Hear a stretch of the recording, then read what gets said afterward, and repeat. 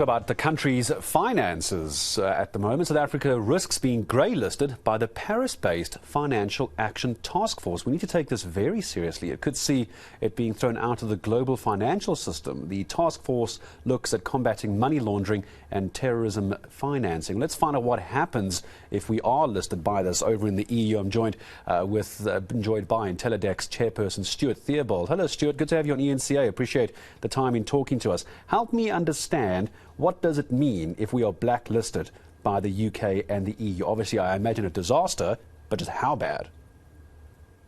Hi, Gareth. It is fairly bad. The FATF stands for Financial Action Task Force, which is a global organization put together post the September 11th attacks to really tackle global anti-terrorist financing and money laundering.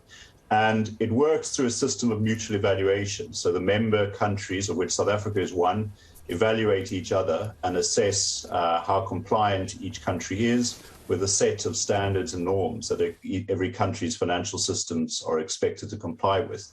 Now, South Africa, through the Financial Intelligence Centre Act, has in the past been fairly compliant. But last year, a mutual evaluation was conducted of South Africa that found several shortcomings, largely linked to state capture and our inability to bring people to justice because of money laundering, and the inability of our system to really focus and tackle money laundering directly.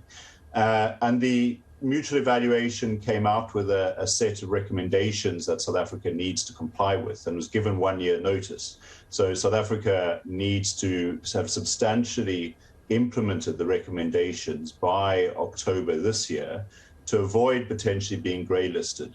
Now, grey-listing is serious. It means that every counterpart at a member country, not only the EU and UK, but the United States and many other countries, are required to apply an enhanced level of due diligence to any grey-listed country that FATF has determined is not compliant with its standards. And that enhanced due diligence means many businesses will simply refuse to do business with South African entities, or else there'll be much higher transaction costs. There'll be much greater scrutiny in entering into any kind of transaction with a South African business. All of that is quite economically damaging. Of course it is, and considering how damaged our economy is at the moment, Stuart, we certainly don't need this at all. I imagine as we kick the tin a bit further down the road, credit ratings agencies, and I imagine the big ones like Moody's, etc., and S&P, they won't look too lightly on this as well. So that does have this knock-on effect, doesn't it? It does. Similar countries that have been through a process of being grey-listed, such as Pakistan, studies after the grey-listing period that they experienced showed that economic growth was dented by over 1% per annum. So you can imagine, given our fragile economic recovery, what cutting 1% off our growth rate would mean. It would be very economically damaging. That would feed into the state of our government finances, and that would certainly be something noticed by ratings agencies.